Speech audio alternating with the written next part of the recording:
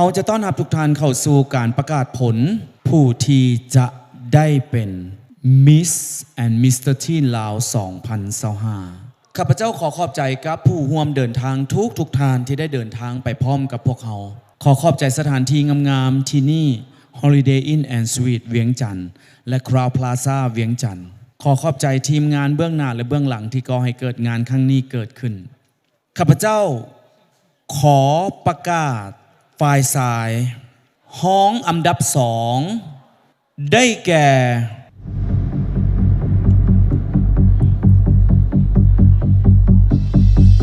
มิสเตอร์ทีลาว 2025 ห้องอันดับ2ได้แก่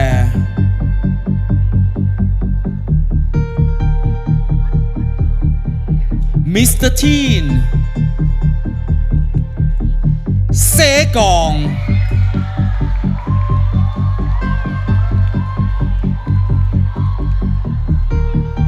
มอบสายสะพายโดยกบสุวิสัยสุนาเคนมิสเตอร์ทัวริซึมลาว 2025 และมอบซอดอกไม้โดยโบละนัน First Runner Up Miss Grand ลาว 2025 โบละนันจันทวงศ์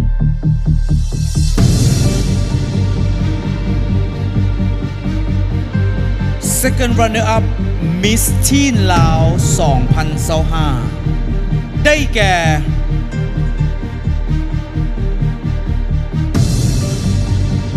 มิสทีนคำมวลขอแสดงความดีใจนำ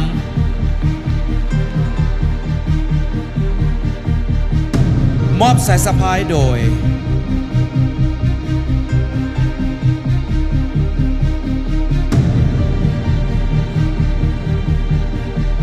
ซาร่าท็อป6มิสทีนลาว 2019 และมอบซอดอกไม้โดยจอนนี่มิสเตอร์คอสโมโพลิเทนส์ลาว 2025 Congratulations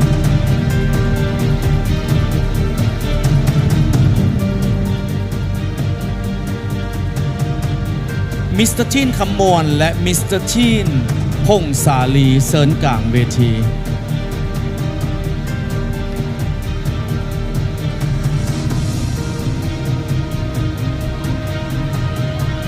ถ้ามิสเตอร์ทีนลาวบ่สามารถปฏิบัติหน้าที่ได้ห้องอันดับ1จะปฏิบัติหน้าที่แทนทุกประกาศ and the first Mr. Teen Laos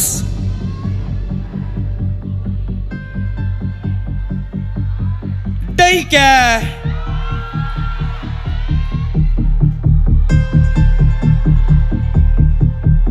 The first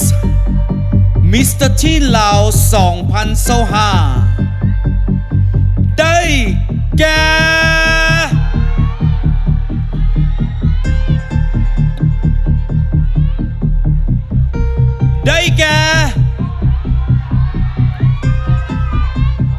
บอลิคำไซ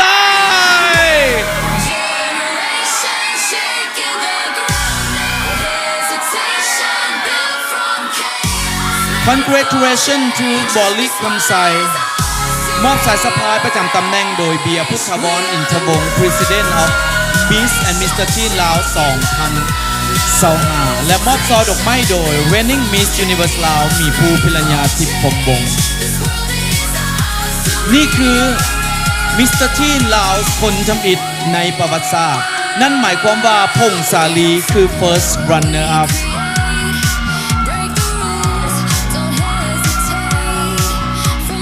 มอบสายสะพายประจำตำแหน่งให้ First Runner Up น้องพงษาลีโดยอลันนิรันดร์แสงไก่ยาลาเซิร์นกลางเวทีมอบซอดอกไม้โดย Miss Grand ลาว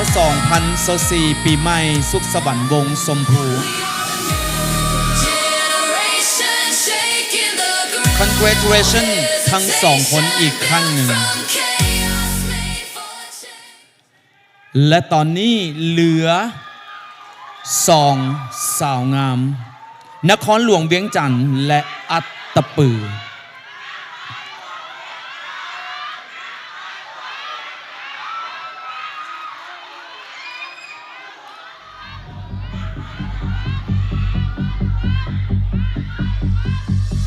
ชื่อที่ข้าพเจ้าจะประกาศคือผู้ที่ได้เป็น Miss Teen Laos คนที่ 4 ส่วนชื่อที่บ่ได้ประกาศนั่นหมายความว่าเขาได้กลายเป็น First Runner Up หรือห้องอันดับหนึ่งถ้าหาก Miss Teen Laos บ่สามารถปฏิบัติหน้าที่ได้ด้วยเหตุผลใดก็ตาม First Runner Up จะเฮ็ดหน้าที่แทนทุกประการ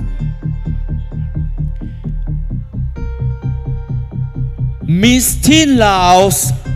2025 ได้แก่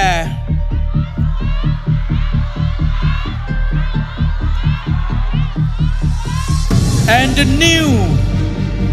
Miss Teen Laos is นครหลวงเวียงจันทร์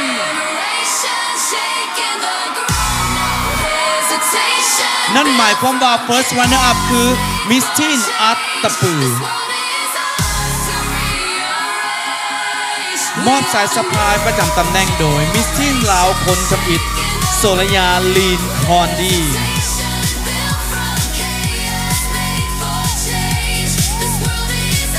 มอบซอดอกไม้โดย Mr. Global ลาว 2025 บ๊อบบี้ยุพรัตน์เพชรธานี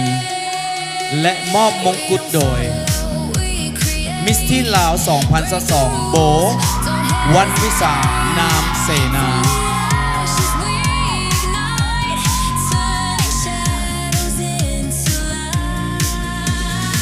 พิงกี้เจ้าคือ Miss Teen ลาวคนใหม่และมอบสายสะพายประจำตำแหน่งให้กับ First Runner Up โดยลินดาซิริโสภาพิมพ์มาไก่สอน Reigning Miss Grand Laos และมอบซอดอกไม้โดยเจ้าของ WT James วิลลี่วรภพวิไลวรรณ